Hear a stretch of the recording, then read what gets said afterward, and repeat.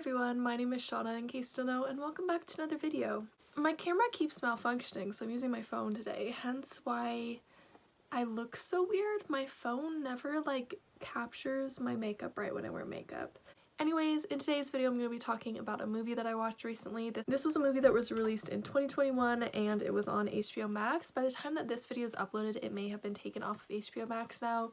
What HBO Max is doing is basically they upload new movies to their streaming service and then it's there for I think 20 or 30 days, then it gets taken down so that they want you to go and buy the DVD. But the thing is, if you do want to see the movie that I'm talking about today, I did notice that they added Wonder Woman 1984 earlier in the year when it came out, and then they took it off to try and get people to actually buy the movie, and they just put Wonder Woman 1984 back on the streaming service. So they say you have 20 or 30 days or whatever to watch these movies, but it'll be put back on there eventually, so that is the one good news. Anyways, the movie that I'll be talking about today is Mortal Kombat, and this is the new Mortal Kombat. There is a bunch of older Mortal Kombat movies that I have not yet seen.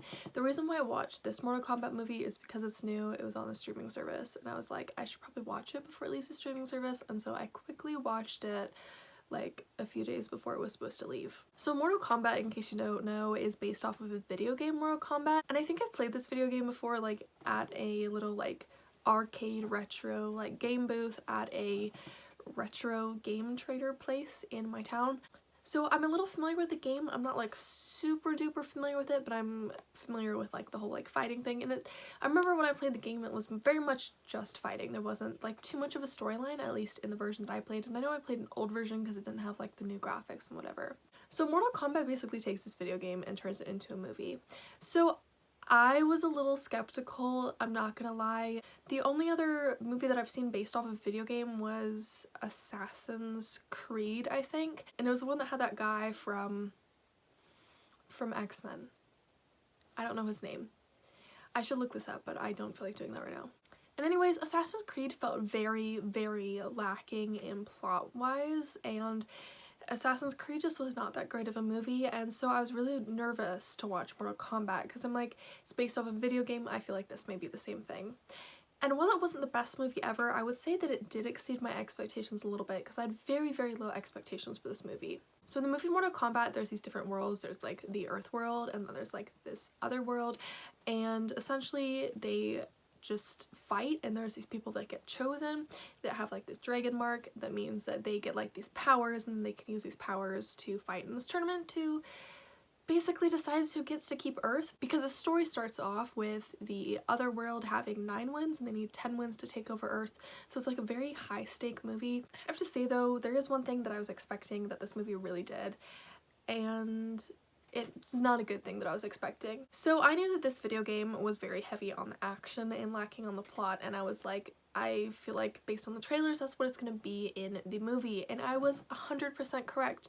This movie entirely lacked plot. There was barely any plot in there at all. The only sort of plot was about the main character's, what's his name? I wrote down his name so I wouldn't forget. The main character, Cole. I feel the only glimpse of plot that you get is this main character, Cole, and his family. It wasn't really well developed, and it was very much just a movie for action and fighting, which is fine.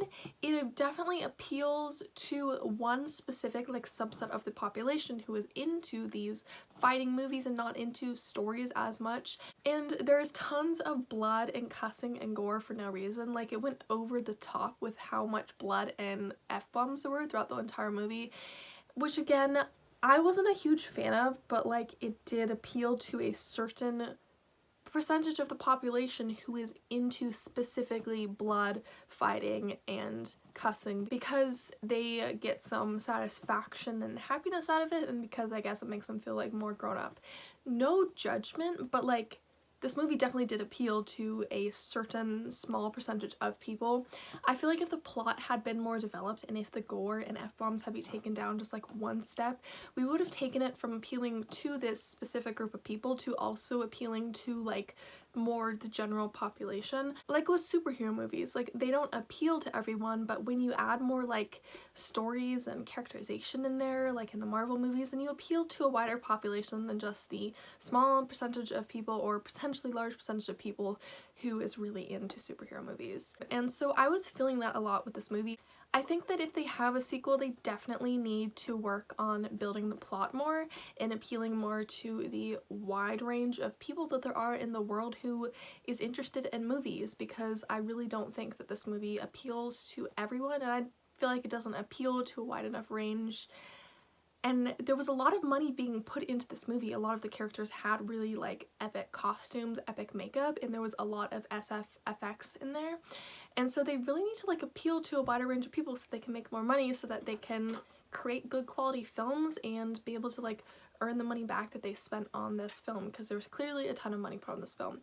But that's just my thoughts on the situation. Like, I'm sure that some people would argue that this film is for like a wider range of people than what I said it was for, but that's just my opinion. So let's go into the characters a little bit, I think, because for me this was a very character-driven movie. If there was not good characters, I would have absolutely hated every second of this movie, but I actually found that I enjoyed parts of the movie because there was such strong characters that were written in. Now, I can't be a good judge of whether or not the characters are a good depiction of what they were in the video games. However, I did look up some pictures of the video games characters, and it seems like some of the costumes and stuff are pretty spot on. I think that they took some creative liberties with the costumes and characterizations of each character, but I don't think that's necessarily a bad thing. For me, it really added to the story. So I'm gonna go over my favorite characters, and hopefully this is fun. I really liked Sonya Blade. She is the main girl with the blonde hair. I felt like she was a very strong, fierce character. I think that the actress did an incredible job as Sonya. And yeah, I wish that she would have more of a backstory developed, and maybe we'll get that in a sequel movie if we get a sequel. The next guy, I don't know how to say his name. I don't know how to say a lot of these names. And I want to be clear that I'm in no way trying to be like offensive with my pronunciation of the names. I just legitimately, like, I can't even say the letters AG together.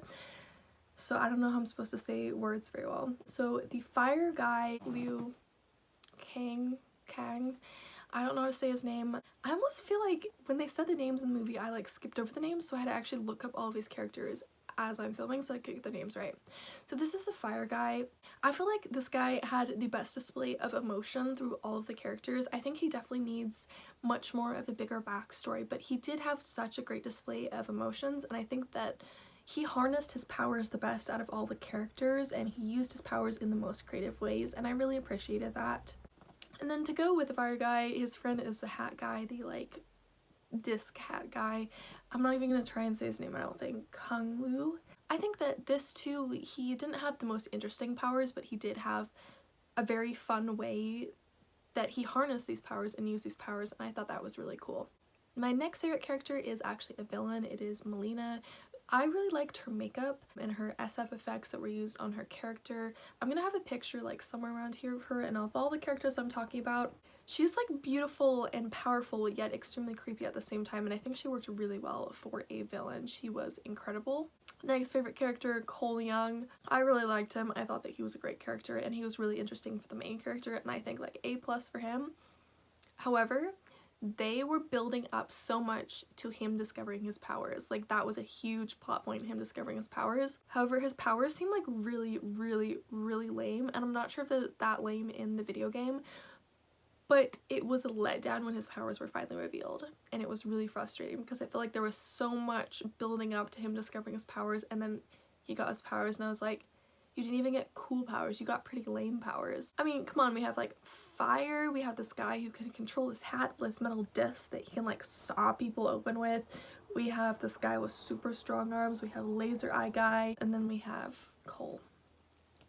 I'm not gonna spoil it because it is a major plot point what his power is, but I was like, really? That felt like a disappointment. But he is a great character, and I think that the actor did an incredible job as Cole, and I'm interested in seeing other works with this actor in it. The main guy's daughter, Emily, was also really good. She was like one of the youngest characters in the film, yet she had one of the most fun and quirky personalities throughout the film. And I really hope that if this film gets a sequel, it really like explores her more, and maybe like she can become one of the like Mortal Kombat champions, like chosen ones. Like, I feel like that would be fun. And then my final favorite character, I don't know his name, he is the mechanical guy. I just like really liked his outfit and his voice. Since this movie was pretty short, we didn't really get a backstory to the villains, we didn't really get a backstory to this character, but I liked him, and I would be interested in learning more about him, although I don't think that will happen in the sequel for reasons that I won't disclose here. So those are really my favorite characters. I do have to say that based off of the poster and the trailers, the two main characters that the poster makes it seem like it's about aren't really the two main characters, which was a little strange to me. But I think it worked out well for me because the characters that were on the poster were characters that like didn't really interest me that much compared to all of the other characters. So I'm glad that there wasn't a ton of time spent on the characters in the movie poster, but like why didn't you just put different characters in the movie poster? That was a little weird to me. Other thoughts on this movie, I thought that they had a great amount of diversity. There's a ton of Asian representation and there was a main character that was black. I do think that there can be more diversity in terms of sexuality and gender identity, but I do think that for a movie that is like less than 2 hours, I think that they did good for diversity. It would be cool if we got an LGBTQ+ character in the next movie, but I doubt that will happen because the movie definitely was appealing to a certain subsect of the population that I'm not sure if they would be okay with an LGBTQ+ character being in there. I will like it, I just don't think that the intended audience would necessarily like it.